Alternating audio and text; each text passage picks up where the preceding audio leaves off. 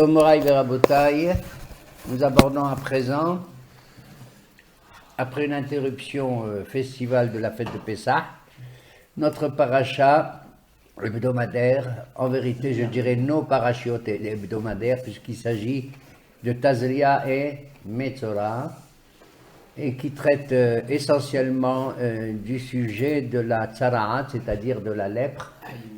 Il ne s'agit pas, bien entendu, de la lèpre telle que nous la connaissons, qu'elle sévit quelque part dans certains pays du tiers-monde, mais il s'agit c'est un synonyme en hébreu tsara'at.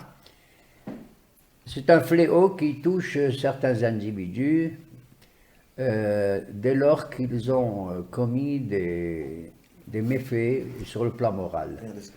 Il s'agit là non pas d'une maladie au sens propre du terme, mais d'un symptôme qui est, je dirais, psychosomatique, où la déficience intellectuelle et morale, surtout de l'individu, peut avoir des effets sur sa vie physique, hein, sur son apparence.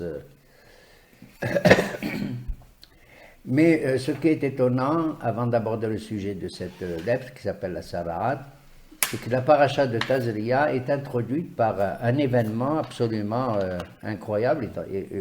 On n'arrive pas à comprendre le lien qu'il y a entre les deux, puisque la paracha commence par Ishaki Tazria ve'yalda zachar. Lorsqu'une femme obtient sa conception et qu'elle engendre un enfant, un garçon, et alors le texte nous signale qu'elle doit prendre des dispositions pour pouvoir apporter au bout d'un certain nombre de jours, s'il s'agit d'un garçon au bout de 40 jours, apporter au sanctuaire, au Beth Amikdash, les offrandes qu'il convient pour cette naissance.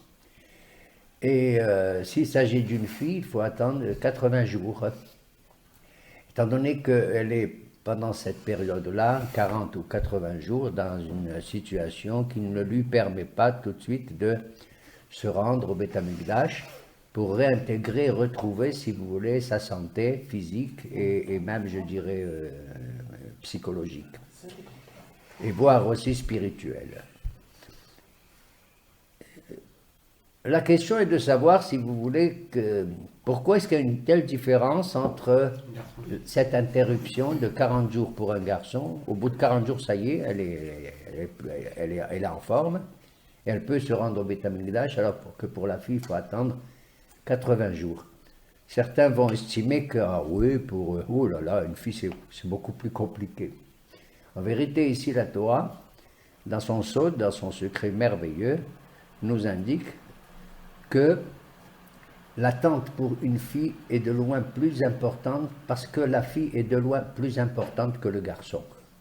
Contrairement aux idées pernicieuses que j'ai entendues autour de moi avant même de commencer le shiur et qui circulent un peu partout. En général, c'est vrai qu'il y a une espèce d'intuition intérieure qui dit que on souhaite avoir des garçons plutôt des filles. En vérité, d'après la halakha, aussi bien pour Beth Shammai que je crois pour Beth Hillel, il est bon qu'un couple ait à la fois au minimum un garçon et une fille pour enrichir notre monde des deux genres. Bien entendu, le zachar, c'est une bénédiction. Le mâle, c'est pas mauvais. C'est une bénédiction, puisque le mot zachar vient du mot zekar, ceci est un cadeau. Et on le prend comme tel, Baruch Hashem, quelle que soit la naissance qui arrive, on doit remercier Akadosh Baruch Hu. Mais ce que je voulais dire par là, c'est que le fait d'accoucher est pour la maman quelque chose d'absolument prodigieux. Hachem a confié à la femme plus qu'à l'homme le soin de faire passer d'un monde à un autre monde la vie qu'il lui a donnée. Et la vie qu'il lui a donnée, c'est en vérité une double vie, un surplus de vie que la femme qui est enceinte porte en elle. Et dès lors qu'elle accouche d'un garçon, elle perd, si vous voulez, entre guillemets, elle perd ce surplus de vie qui était en elle, cette double existence qui était en elle, dès qu'il sort et qu'il arrive dans ce monde. Et Bon, eh ben c'est très bien. Il faut 40 jours. Mais si elle accouche d'une fille, mettez-vous bien, vous êtes bien assis, elle perd le double de la vie, pour ainsi dire. C'est-à-dire qu'en accouchant d'une fille, elle fait sortir d'elle-même non seulement l'existence de ce bébé féminin, mais en plus toutes les existences que ce bébé féminin va aussi donner plus tard. Vous avez compris? Extraordinaire. Et voilà pourquoi l'attente pour une fille est de 80 jours, parce qu'il y a une perte considérable, entre guillemets, encore une fois. C'est pas sur un plan négatif que je dis le mot perte. C'est vrai que tant que la femme est enceinte, il y a un bonheur inouï qu'elle ressent et tout en dehors des douleurs peut-être aussi qu'elle ressent ultérieurement, mais dès lors qu'elle accouche, les phares et les projecteurs sont tout pratiquement dirigés vers qui? Vers le bébé, vers cette nouvelle vie qui arrive comme ça. Et d'une certaine manière, elle est presque mise de côté, la maman. Presque mise, ou en tout cas elle ressent ça. Voilà pourquoi certaines femmes éprouvent au bout d'un certain temps une dépression. Et ça nous l'avons vraiment remarqué. Voilà pourquoi la paracha commence par ça. Et ensuite, elle aborde le sujet de cette maladie, entre guillemets, qui s'appelle la tsara'at, la lèpre. Quel rapport il peut y avoir entre ça et ça? On essaye de comprendre quel rapport il y a. C'est qu'en vérité, je crois que si on analyse cette lèpre biblique au sens propre du terme, qui n'est occasionnée ni par des virus, ni par des microbes, et qui ne sera certainement pas soignée par un médecin. Il appartient au médecin de soigner, n'est-ce pas, les maladies. Or, dans nos parachiotes ici, on fait appel plutôt au Kohen, c'est-à-dire l'homme doué de la sainteté et de la moralité extraordinaire. D'accord? On est dans le domaine de la sainteté à proprement parler. Il y a une perturbation chez un individu qui est frappé par la lèpre biblique, et donc il ne s'agit pas pour lui de prendre ni des antibiotiques, ni de faire des vaccins, ni des piqûres, ni des infusions, pas du tout. D'ailleurs, physiquement, il se porte bien, celui qui est frappé par la lèpre, qui se manifeste par le fait que le corps humain, quelque part, porte des couleurs blanchâtres, très blanchâtres. Il y a 4 sortes de blanc qui manifestent, qui expriment ce qu'est la lèpre, à condition qu'il y ait, par exemple dans le front ou n'importe où, à condition qu'il y ait aussi deux cheveux qui sortent, n'est-ce pas, de poils qui ont la couleur blanche aussi, n'est-ce pas. Il y a 4 sortes de blancheur que nos Hachamim dans la Mishnah de Negaim évoquent. La blancheur qui ressemble à la neige, c'est la plus forte, la neige.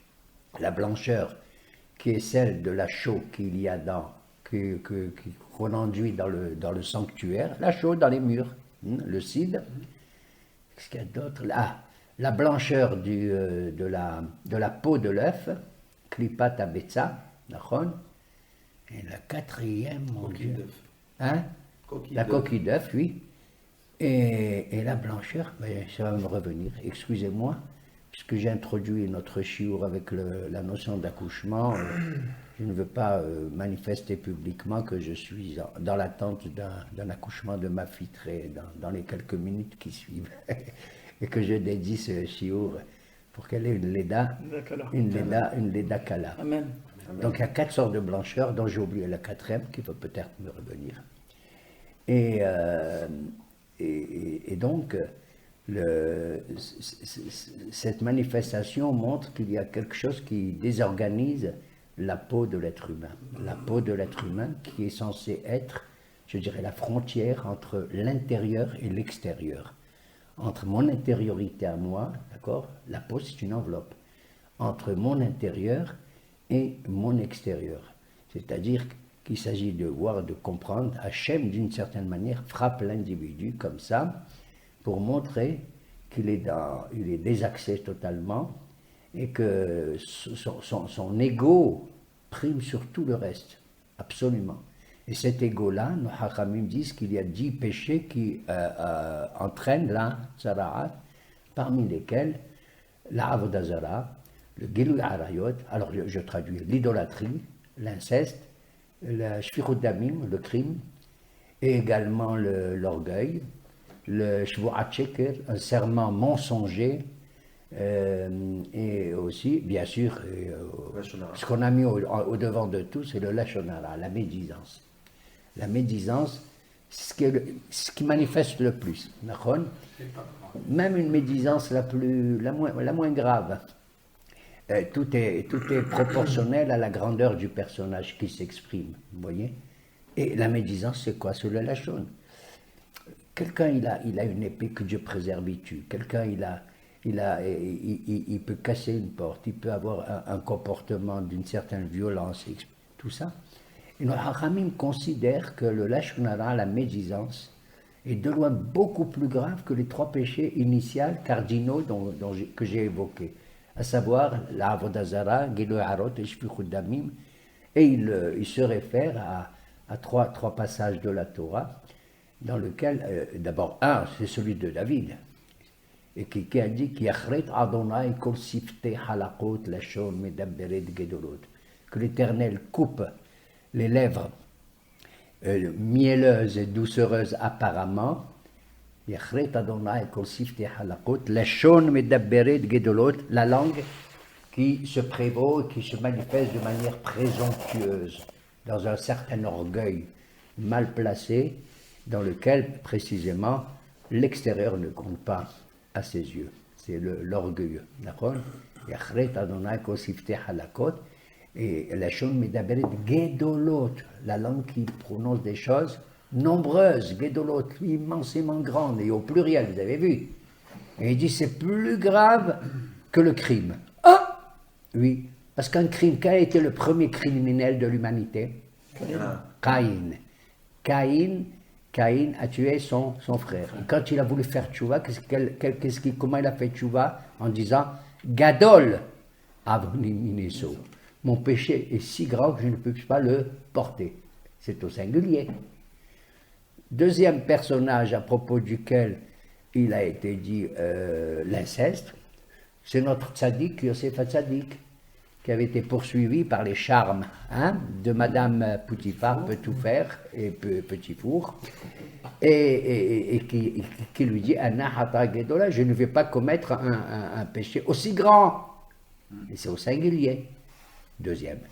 Le troisième, qu'est-ce qu'on a dit? Shfichut Damim, Gilui Arayot et Avodah Zara. C'est Moshe Rabbeinu, lorsque le peuple juif a fait le Vaudor, il va plaider vis-à-vis d'Akadosh Baruch Hu sa miséricorde. Il dit, oui, je sais, mon Dieu, Anna hata gedola, mon Dieu, oui, ce peuple, il a commis un grand péché. Alors, vous voyez, grand, mais ce qu'il y a de plus grand encore au pluriel, c'est ce qu'il a dit David Amelech alav shalom. Lashon medaberet gedolot. Elle peut déraciner, casser tout ce que vous voulez. C'est peut-être, je me permets de le dire, le lien qu'il y a, que je vois dans ma tête entre la vie que la maman elle donne d'un bébé qui est là maintenant et avec qui elle dialogue, elle, alors que lui, les mots qu'il utilise ou les sons qui sortent de sa bouche sont tellement d'une beauté, comme si c'est la Neshama elle-même qui parlait, comme si c'est la Neshama du parler qui a un sens pour la maman, absolument. Elle sait s'il a soif, s'il a faim, s'il a ceci, s'il faut le changer, etc., etc. Et pourtant, ce ne sont que des onomatopées. Et petit à petit, ces sens qui s'aiguisent au fur et à mesure, ils entrent dans la vie de ce monde-là, grâce à ce dialogue qui est celui de l'amour extraordinaire qu'une maman, elle a pour son fils, à tel point qu'elle appelle Neshama.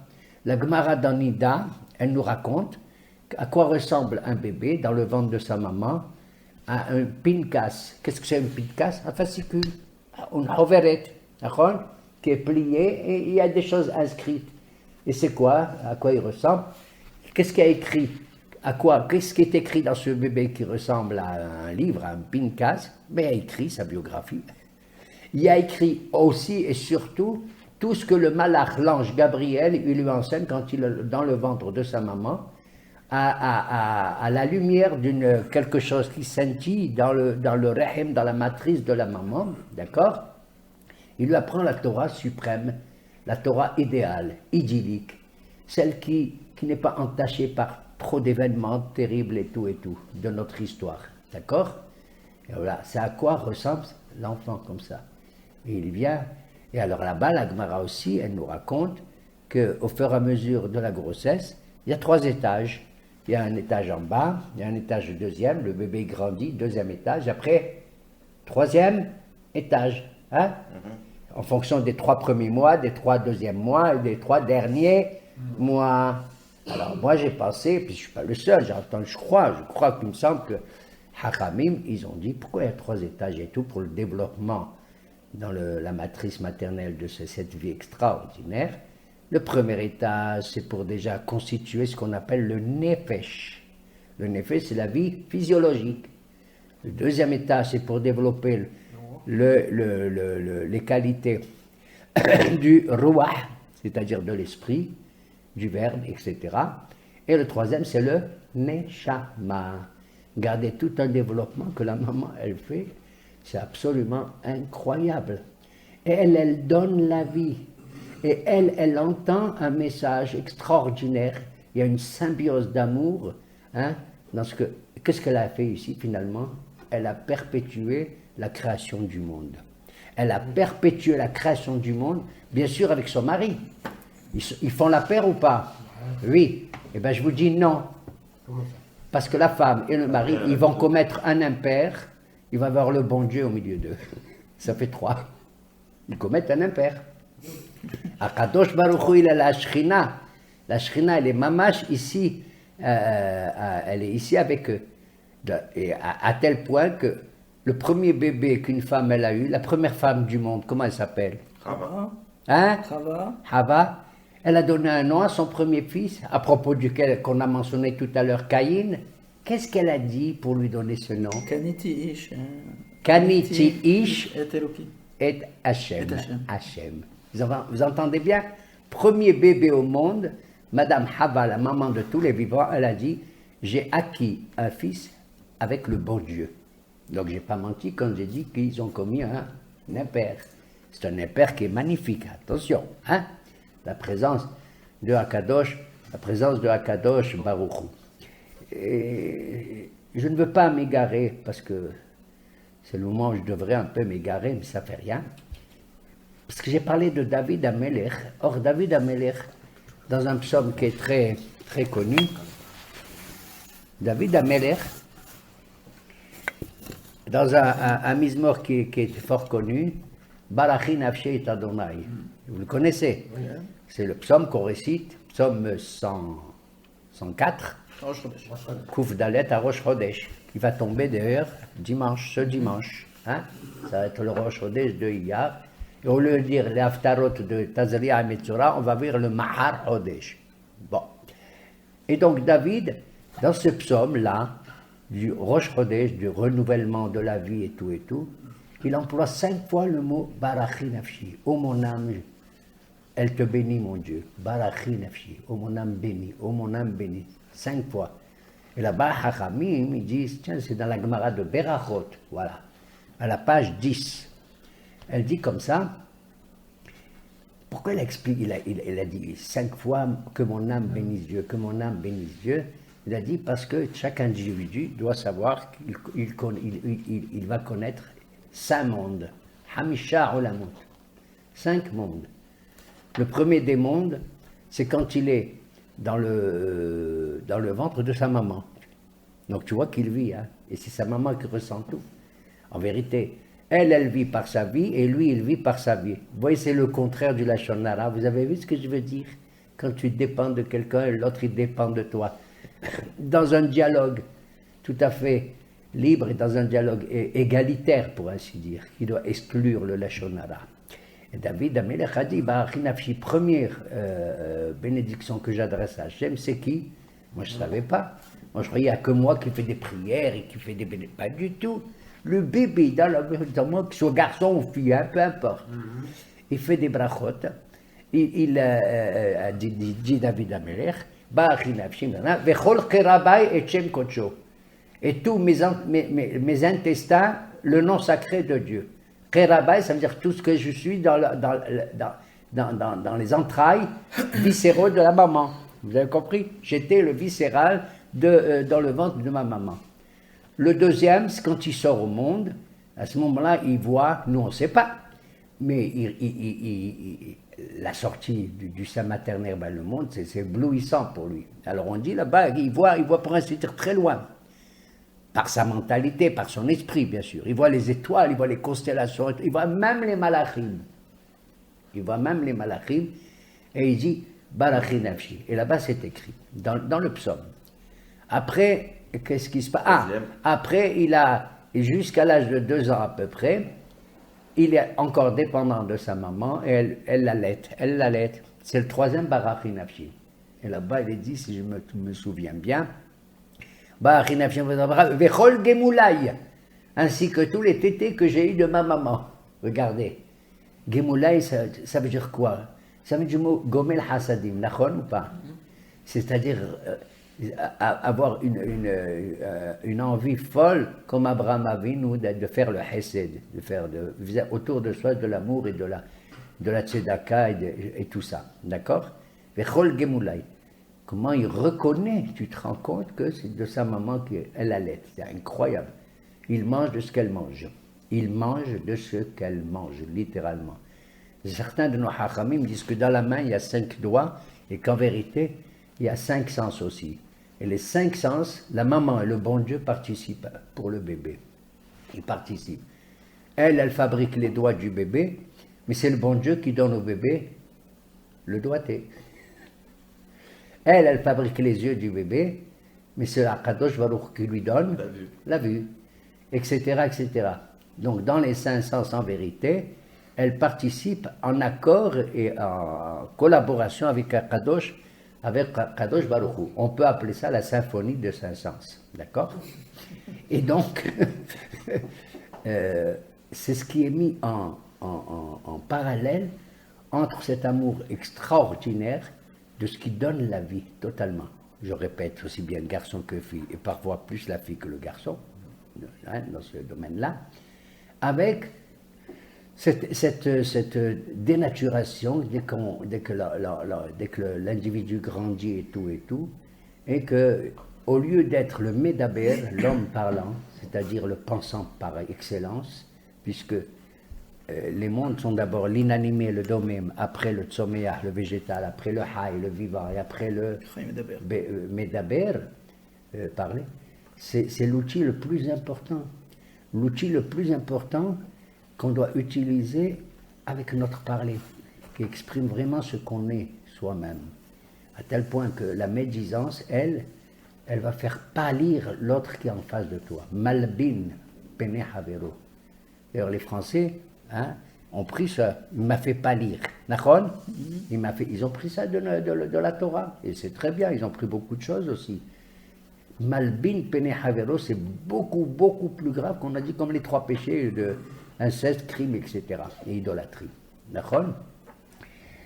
Et à tel point que cette affection de la lèpre va toucher des personnages importants. Comme je vous l'ai dit tout à l'heure, tout dépend de la grandeur du personnage. Pour un tout petit mot déplacé, tac. Quelle est la première personne qui a été frappée de la lèpre dans la Torah? Moshe avec la main. Mais Moshe, il n'a pas été frappé de la lèpre. Oui, c'est pas vraiment frappé. Moshe a été frappé de la lèpre quand il a mis sa main et qu'il a ressorti, tout simplement parce que quand Dieu lui dit pendant 7 jours, allez va, je t'ai désigné comme le sauveur, pendant 7 jours devant le buisson, non, qu'est-ce qu'il a dit? Le malheureux. Il a dit, Vehem lo yaminuli, mais eux ils vont pas me croire que tu m'envoies, que je vais leur raconter, Vetzeti, Vetzalti, Vegalti, qu'il faut boire 4 coupes de vin, Pessah et tout. Qu'est-ce que... Il a dit, comment tu dis ça? Alors il dit, mais Amruni Machemo, ici ils vont me dire quel est le nom de ce Dieu que tu es. N'oublions pas, Moshe Rabbeinu, il a 80 ans lorsqu'il se rend, il a vécu en dehors des Juifs d'Égypte pendant presque toute sa vie. Il était jusqu'à l'âge de 13 ans, sinon plus, dans le palais pharaonique, jusqu'à 20 ans peut-être. Après, il a vécu en Midian, il a vécu pour certains aussi à Kouch, ou en Éthiopie, ou j'en sais rien, ou en Afghanistan. Il aurait été le roi de ce pays, selon certains midrashim. Tout simplement parce qu'il a mis un doute sur la émouna des Juifs en Égypte, sur le salut qu'Hachem il envoie par l'intermédiaire de Moshe, à tel point qu'il dit je vais t'adjoindre maintenant à Aaron avec toi, d'accord? Aaron il est connu là-bas, c'est le grand rabbin d'Égypte de l'époque et tout. Quand il met sa main, il lui dit d'abord la première des choses, tu as un bâton? Oui. Baise ton bâton. Il se transforme en quoi le bâton? Serpent. Canine. Et c'est quoi le serpent? Hein? C'est le premier personnage qui a fait le Lashon Hara à qui? Avec Hava et avec Adam contre le bon Dieu. Ouais, qu'est-ce que c'est que ça? Si vous interdit de manger de ça, c'est pour vous empêcher d'être aussi grand, aussi fort et créateur que lui et tout ça. Et après, il dit, mets ta main dans ta poitrine. Tu as vu? Il ne lui a pas dit, ta main devient lépreuse tout de suite. Mets ta main où? Moi, ça me touche, je prends le pshat dans ta poitrine. C'est ce que ça veut dire la poitrine. C'est ton souffle, ta respiration, tous les mots qui sortent avec le souffle qu'il y a là-dedans. Tu as vu ce que tu as dit? Allez, sors là. Elle était lébreuse, blanche. Nachon? Blanche. Miskin de Moshe, tu te rends compte? Premier personnage biblique attesté dans le texte, c'est qui? C'est Moshe Rabbeinu. Allez, remets-la, va, ça va. Parce que je te connais, si je t'ai choisi, c'est pas pour rien. Tu te rends compte? Il est venu devant le buisson ardent il y a 7 jours, Moshe. Tu sais pourquoi? Parce qu'il a eu pitié d'un pauvre petit agneau, une brebis qui s'est perdue et qui avait soif. Nachon? Et voilà pourquoi il a eu la révélation. Après, vous m'avez dit c'est Myriam. C'est vrai, c'est écrit. Et là-bas, il y a écrit justement, elle est devenue blanche comme neige, comme la neige. Je cherche le 4e blancheur, j'arrive pas. Moshe Rabbeinu aussi, c'est chez Leg, non? Il n'y a pas écrit chez les. Il y a donc, je crois. C'est-à-dire la blancheur, la pâleur la plus grave qui soit. Oui. Alors que Meskena, elle n'a pas dit tellement du Lashon Hara. Hein? Elle a voulu, au contraire, prendre la défense d'une autre personne par rapport à Moshe et tout. Et elle n'a pas dit à Moshe directement, ni à personne, ni en public, ni rien du tout. Mais je voulais vous dire, ça c'est ce qui est écrit dans la Torah. Les personnages qui ont été frappés de la Moshe et Myriam. À tel point qu'on nous dit que certains, tous les matins après la prière, ils se souviennent Zachor et Asher Asa Myriam Baderech. D'accord? Mais il y a une personnalité que personne n'a connue et qui a été aussi frappée de la lèpre. Mais c'est le Midrash qui le dit, c'est pas le texte. On va faire un petit kit ou double. Ah bah, Bidja. Bravo. Une femme qui n'était pas juive, une égyptienne et la fille du pharaon. On raconte à son sujet qu'elle était sortie pour se purifier dans l'eau du Nil, de toutes les souillures de ce qui se passait là-bas avec son père, le pharaon et tout. Elle a vu la petite Théba, le petit berceau là qui flottait de Moshe sur le Nil. Elle a voulu sauver ce bébé qui pleurait. Elle a étendu sa main. Et cette femme, en réalité, dit ce midrash-là, pourquoi? Elle était souillée, elle a été atteinte par la lèpre biblique en question. Quand elle a touché le berceau du bébé, la lèpre, elle a été guérie, et elle a, entre guillemets, contaminé qui? Moshe Rabbeinu. C'est le midrash qui raconte ça. Mais Moshe aussi écrit Kachaleg. Il a écrit aussi Kachaleg. D'accord? Bon, on ne va pas faire la nomenclature, mais il y a encore d'autres personnages dans la Bible qui ont été frappés de la lèpre. Par exemple, un roi important. Vous savez de qui il s'agit? Oui, on avait vu ça. Ouzia. Oui, je vois. Amelech Ouzia, c'est pour comprendre quelle est l'origine de sa lèpre. Le roi Ouzia, qu'est-ce qu'il a besoin de plus que le trône dans lequel il régit tout le pays? Il a besoin de quelque chose d'autre. Il a des trésors, il a tout ce qu'il faut. Il peut entrer, il peut aller au Beth Amikdash. Il a même le droit, contrairement à tout le monde, y compris les Kohanim, même le Kohen Gadol, il a le droit, madame et monsieur, de s'asseoir au Beth Amikdash sur une chaise. Alors que tous les Kohanim font leur service debout. Debout. Et tout le monde est debout. Il n'y a pas de chaise, il n'y a pas de banc dans le Beth Amikdash. Le roi, oui, malgré David. Les rois de David, descendants de David, ils peuvent. Donc il a toutes les... Et qu'est-ce qu'il fait? Il a prétendu qu'il lui appartenait lui aussi d'entrer à l'intérieur du Saint des Saints et d'offrir le Kétoret, l'encens. Quand ils ont vu ça, les Kohanim, ils étaient ébahis, mais majesté, mais c'est pas votre rôle, c'est pas... personne d'autre en dehors des Kohanim qui peut entrer ici. Donc il a voulu usurper, pour ainsi dire, un pouvoir supplémentaire qu'il affectionnait peut-être, mais dont il n'avait pas le droit, légitimement. Et alors immédiatement, il a été frappé dans son front par la lèpre, à tel point que c'était quelque chose d'horrible pour lui, qui le déconsidérait. Il a renoncé à la royauté, il s'est enfermé littéralement dans ce qu'on appelle le Betachofshi. Il s'est mis dans une résidence lointaine pour ne plus apparaître dans cet état-là comme ça. À tel point que aussi, et son fils Yotam n'a pas voulu prendre le pouvoir à sa place. Il a dirigé le pays, bien sûr, mais sans prétendre avoir le titre de roi jusqu'à la mort de son père d'ailleurs. Lequel père a changé de nom avant d'offrir cet encens et tout, parce que de son temps, vous savez comment il s'appelait le Kohen Gadol? Il s'appelait Azaria.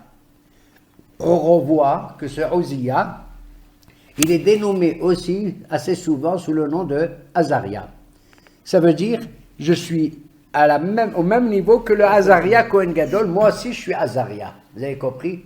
Il a coupé les ponts entre les différents niveaux qu'il y a dans le peuple d'Israël. Voilà. Est-ce qu'on va citer encore d'autres lépreux bibliques? Et les trois qui sont venus annoncer que Et c'est lui aussi qui... le camp était... Alors il y en a que le un camp qui est est- célèbre aussi dans le texte biblique. Il s'appelle Gehazi. Voilà, Gehazi. Et il était le disciple du grand prophète Elisha, disciple lui-même de Eliyahu Nabi. D'accord? On raconte au chapitre 5, me semble-t-il, du deuxième livre des rois, Melachim Bet Perek He, un beau jour, en Syrie, oui, c'est d'actualité, en hébreu c'est Aram, il y a un personnage important qui est Sarah Bitaron, le ministre de la Défense ou le chef d'état-major, qui s'appelait Naaman. Ah oui. Et dans sa demeure vivait également une jeune captive juive qui avait été capturée lors de combats antérieurs, du temps de Ahab et tout. Et ce Naaman a été frappé de la lèpre. A été frappé de la lèpre. Pour quelle raison, on n'en sait rien. Peut-être à cause de la description qu'on fait des titres qu'il portait sur lui dans sa médaille. C'est un homme important, un héros, un type très élevé. Il y a trois qualités qui sont mentionnées concernant ce Naaman-là. D'ailleurs, ce serait peut-être probablement lui, d'après le Midrash, qui aurait tué sans le savoir Ahab, Melech Israël. Il a tiré des flèches et Hachem a fait que ces flèches elles se dirigent vers Ahab, mais je ne vais pas m'étendre là-dessus. Donc il a été frappé de la lèpre et la jeune fille juive en question dit à la femme de Naaman, à sa maîtresse, écoutez madame, il existe en Israël un prophète extraordinaire, il s'appelle Elisha et tout, il est capable de guérir parce que c'est honteux, imaginez-vous le ministre de la Défense du roi de Ben Hadad, il peut guérir Le ministre de se tremper dans le Jourdain. la lèpre de votre mari. Elle dit, ah bon? Il dit oui. Je vais parler au roi. La madame Naaman en question, elle va parler au roi de Aram, de Syrie. Elle dit, voilà. Qu'est-ce qu'il fait le roi? Il dit, pas de problème, j'aime tellement Naaman, c'est un guerrier, c'est tout ça. Je vais envoyer un message avec une procession, etc., avec des cadeaux fabuleux. Il faut les lire là-bas, les cadeaux. Dans le chapitre 5, j'ai dit, des tonnes d'argent, d'or et des vêtements, un tas de bijoux, un tas de choses, qu'il adresse au roi Yoram d'Israël. Et dans le message, il était écrit que, voici monsieur le roi, je vous envoie mon chef d'état-major, Naaman, les frappé de ci, et je sais que je vous demande de bien vouloir le guérir. Quand il voit ça, le roi d'Israël, il déchire ses vêtements. Il a dit, il cherche un prétexte pour faire la guerre encore. Il a dit, qui suis-je? Est-ce que moi je suis capable de donner la vie ou de ressusciter les morts? Il était angoissé. Le prophète Élisha entend ça et dit, mais qu'est-ce que tu te plains? Il t'a envoyé un message comme ça, il a confiance, imagine-toi, dans les Nébim d'Israël, laisse-le qu'il vienne. Effectivement, c'est ce qui s'est passé. Naaman arrive, avec une procession extraordinaire, vous savez combien de chevaux, combien de chameaux et tout, avec également des bijoux, avec de l'argent et avec tout ça. Et il se présente devant Élisha, il lui dit, dites-moi, voilà, il dit, il n'y a pas de problème, vous allez vous baigner, vous tremper 7 fois dans le Jourdain là-bas. 7 fois dans le Jourdain. Le général Naaman, il entend ça, il devient blanc tout de suite, en plus de sa lèpre, blanc.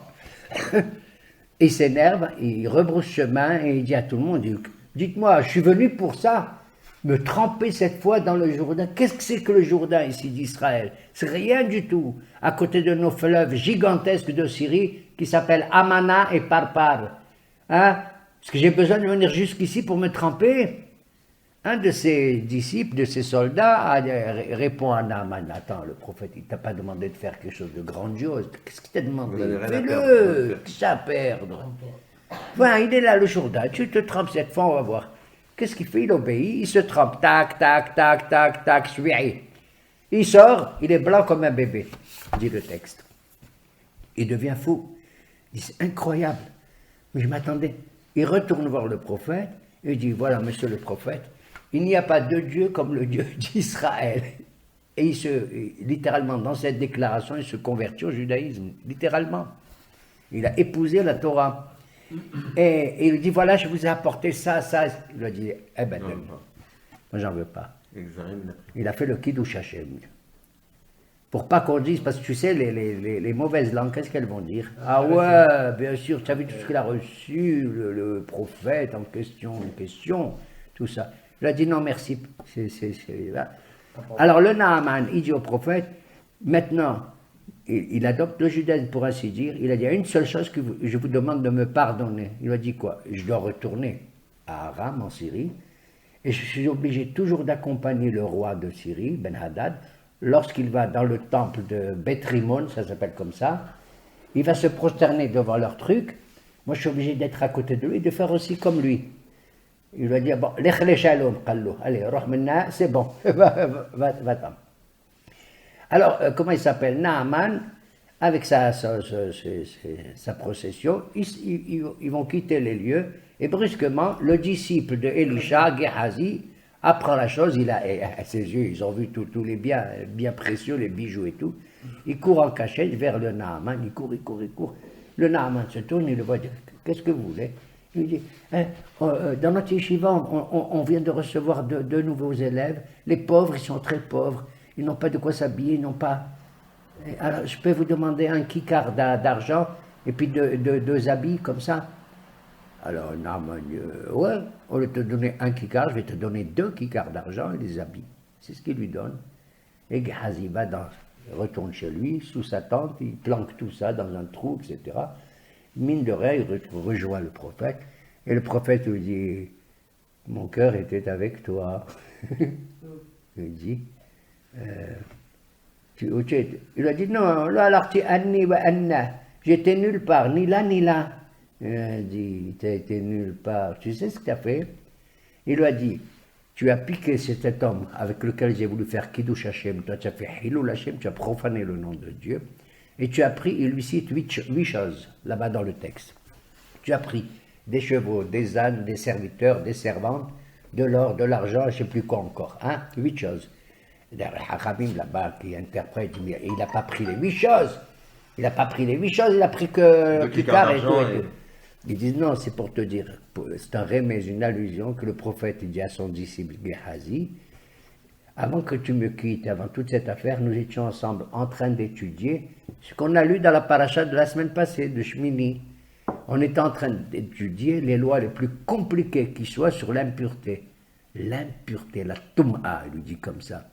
La Toum'a, il y a 8 petits animaux qu'on appelle des reptiles, des shratzim, qui sortent de l'ordinaire par rapport aux autres animaux, et que quand ils sont morts, celui qui le touche, il devient tamé. Il y a les 8, les 8 animaux qui sont, parmi lesquels il y a le lézard, il y a le lézard, il y a la souris, etc.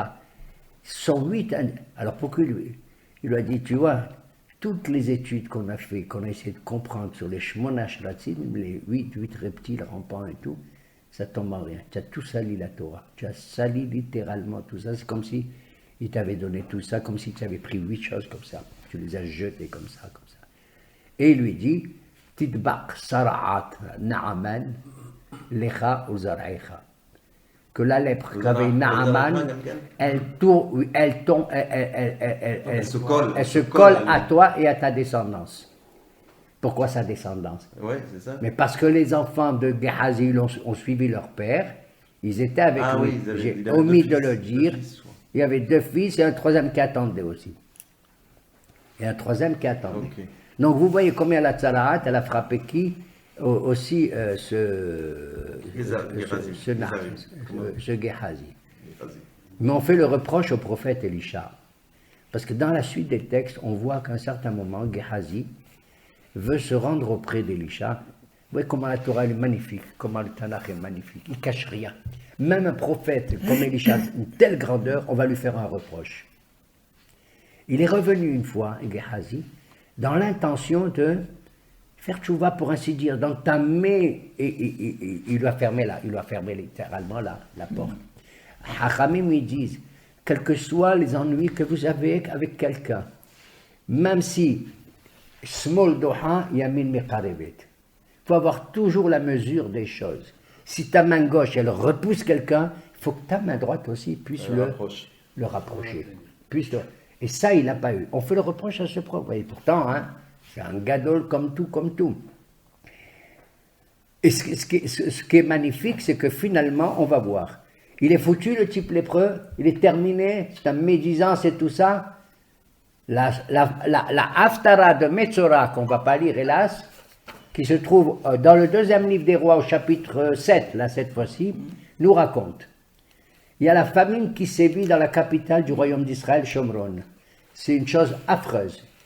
Je vais oser le dire même publiquement, à tel point que le roi qui se balade sur les murailles, les gens crèvent de faim. Une bonne femme hurle en bas. Elle dit, roi, majesté, majesté. Il lui dit, quoi?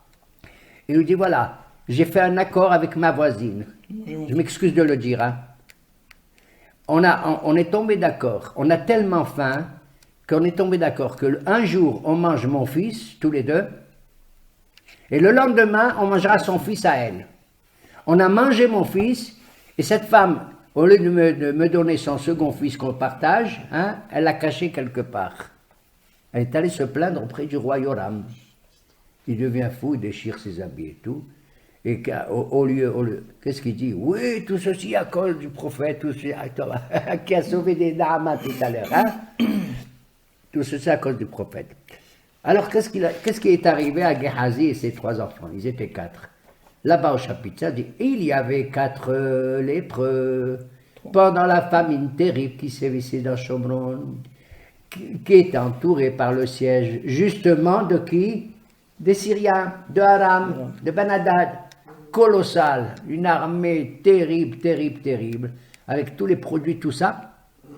Et eux, comme on le sait, n'avaient pas le droit d'entrer dans la ville, puisque selon la Torah, il est dit, quelqu'un qui est lépreux, il faut le mettre en dehors du camp d'Israël. Non pas parce qu'il est contagieux, pas du tout, c'est pas contagieux. Je vous ai dit, c'est pas ni un virus, ni un microbe, ni wello, c'est psychosomatique, d'accord? C'est pour qu'il soit seul, et qu'au lieu de méditer, de médire, comme j'ai dit moi un jour, mieux vaut ne maudire que maudire. Vous m'entendez? Et donc, ils étaient à l'extérieur de la ville de Shomron, et à quelques centaines de mètres peut-être de l'armée syrienne qui était présente comme ça. Et aussi avaient faim aussi. Ils ont réfléchi, ils ont dit, qu'est-ce qu'on fait? On va mourir. Si on rentre dans la capitale, dans Shomron, de toute façon là-bas on va mourir, puisque tous crèvent de faim. Qu'est-ce qu'on va faire? Si on reste ici tout seul, on va crever de faim. Décidons d'aller où? Dans le camp de Aram, dans le camp des Syriens. On va voir. De 2 choses l'une. Ou ils nous tuent. ils nous tuent, ou ils nous donnent à manger, ils vont avoir pitié de nous. 50-50. D'accord? 50%. Et c'est exactement ce qu'ils ont fait. Ils sont allés dans le camp des Syriens, brusquement. Il n'y avait plus personne. Un silence incroyable. Les chevaux sont encore attachés, harnachés, les ânes, les tentes, les machins, tout. Et les provisions gigantesques que cette armée avait pris avec elle. Qu'est-ce qu'ils ont fait? Ils ont mangé. Waouh! Et au bout d'une heure de temps, ils se sont dit, oh, on est fous, nous. C'est honteux ce qu'on fait. On a mangé, d'accord. Mais les pauvres qui sont là-bas dedans, vous avez vu, c'est lépreux. Et les pauvres qui sont là-bas enfermés, qui crèvent de faim, ils vont là-bas, ils appellent le gardien au-dessus de la muraille. Chômeur, venez vite. Le camp des Syriens, il est vide, il n'y a personne, il y a de quoi manger et tout. Le chômeur, il raconte, il raconte un qui raconte au roi. Il dit voilà ce qui se passe. Il paraît qu'il n'y a plus de camp. Le roi ne croit pas. Il dit c'est pas vrai, c'est une embûche qu'ils nous font. Ils sont cachés derrière la forêt là-bas. Ils attendent qu'on sorte parce qu'on a faim et après ils viennent tous nous tuer. Finalement, Tsémi se dit, mais Majesté, excusez-nous, on va quand même vérifier la chose. Si ces gens nous ont dit, etc. Qu'est-ce qu'il reste? Il dit, on n'a plus de chevaux. Il ne restait même pas 2 ou 3 chevaux dans toute la Samarie. On va les envoyer avec des coursiers et qui vont vérifier la chose. Effectivement, c'est ce qui se passe. Ils deviennent fous. Ils courent partout. Jusqu'au Jourdain, ils voient que c'est comme à l'époque de la guerre des 6 jours. Ils ont laissé leurs chaussures, leurs vêtements, tout ça. Ils se sont sauvés. Pourquoi? Qu'est-ce qui s'est passé? Dit le texte. Il s'est passé que Adonai il y avait un gros bruit. Akadosh Baruch Hu, il a combattu les Syriens sans que personne ne le sache. Que eux seuls, qu'est-ce qu'ils étaient là-bas? Ils ont entendu Ils ont entendu l'arrivée d'une armée gigantesque. Et ils l'ont dit, waouh! Ils ne sont pas capables les Juifs de nous combattre. C'est ce qu'ils ont fait. Ils ont fait appel à la grande armée des Égyptiens et des Hittites et de ceux-là. Ils sont venus pour nous tuer tout. Ils se sont sauvés dans une débandade incroyable. Et effectivement, les coursiers ont rapporté ça à Yoram. Ils ont pu sortir et ils ont pu faire quelques provisions pour déjà combler ce vide atroce qui régnait. Alors vous voyez comment Hachem, il peut faire que derrière un mal se cache aussi un bien, que ce Gehazi qui était lépreux et tout, s'il n'a pas pu faire sa teshuva devant le prophète, il l'a fait quelque part, vis-à-vis de Akadosh Baruch Hu, lui et ses enfants. Parce que jusqu'à présent, si tu t'adresses à n'importe quel tribunal, il te dira « En lahem helek le'olam haba » Ces gens-là, ils n'ont pas droit au monde à venir, au jardin d'Éden. Et Akadosh Baruch Hu, Erech Hapaim, El Rahum Hanoun, Erech Hapaim, Rav Chesed ve'emet, il a tenu compte que le seul fait qu'ils ont averti et tout, c'est la véritable teshuva, et de faire vraiment la Gemilut Hasadim. Et je conclue, parce qu'il faut conclure là, que concernant la lèpre, encore une fois, c'est le déséquilibre qu'il y a entre l'ego de l'individu, son moi personnel, et l'extérieur, et l'autre. Mamash et l'autre. À tel point que même Akadosh Baruch Hu, il n'envoie pas la lèpre comme ça chez l'individu. C'est pas vrai. Étudie bien la paracha de Metzora et de Tazria. Il envoie d'abord la lèpre, tu sais où? Dans la maison. C'est les murs. Bon, je ne vais pas entrer dans les détails, demandez à votre Kohen personnel. Il vous dira quelle est la couleur et à quel endroit se trouve cette tache affreuse qui amoche le mur, etc. Hein? Après sur les vêtements. Et après, si le type il continue, c'est pas comme il est avare, il est orgueilleux. Un beau jour, quelqu'un, je rentre chez lui, dit, tu peux me passer ton moulinex, je t'en supplie. Ben, je ne sais pas, moi. Ben, tu peux pas, il a rien. À tel point que quand le Kohen il vient dans sa maison, il lui dit, il déclare pas que la maison est impure, il lui dit d'abord sors toutes tes affaires, faut pas qu'elles soient tamées, sinon tu es foutu. Ouais, parce que Has al-Mamonan chez l'Israël, il a pitié de l'argent, même de ce type-là. Hein? Il fait sortir, et quand les gens ils regardent, ils disent, mais t'as vu, il m'a dit qu'il n'avait pas de Moulinex. Ah, il m'a dit qu'il n'avait pas de, comment ça s'appelle, Google, Internet. Et voilà, il a un Internet. Ah, il n'avait pas, voilà. S'il continue dans la médisance, alors il frappe ses vêtements. Ses vêtements! Tu te tais? Ses vêtements. Et vous voyez que c'est encore la peau extérieure, c'est les murs de la maison. C'est une peau extérieure avec la société. Après, il y a les vêtements parce que c'est la présomption. Tu sais, un type, il a le costume, il a la cravate, il a tout ça, tout ça. C'est aussi une peau. C'est une peau aussi sociale, professionnelle, de la médaille, de tout ce que tu veux. Et le vêtement peut être frappé par des couleurs comme ceci, comme cela. Après, s'il continue, c'est sa peau totalement. Mais il y a autre chose après. Étudie bien la paracha. En dehors de la peau, parce que la peau, c'est la peau, c'est rien du tout, c'est du bazar. Il n'a pas de peau. D'ailleurs, la Torah elle commence à dire, un homme qui est frappé de la lèpre, qu'est-ce que tu vois devant toi? C'est encore un homme, tu entends? Adam qui est Be'or Bessaro. Oui. Il a la lèpre, mais c'est encore un homme, le pauvre, c'est un homme encore. Après, elle dit, néga. On ne voit plus l'homme, qu'est-ce qu'on voit? On voit la plaie qui est dans ce personnage. Et ça va plus loin, et un troisième truc après, il a écrit, Bassar. C'est de la chair. Le personnage, il tombe en décrépitude, c'est plus un homme, c'est même pas une lèpre qu'on va guérir, c'est de la chair comme ça, tout simplement. Mais à la fin, elle décrit le lépreux qui touche pas la chair comme ça, qui décrit quand il est frappé de la lèpre, tu sais où? Dans ses cheveux et dans... Ça va. C'est ça, religieux. Et dans sa barbe. Et là, la lèpre, elle s'appelle Netek. Elle ne s'appelle pas Néga, un fléau. Elle s'appelle Netek.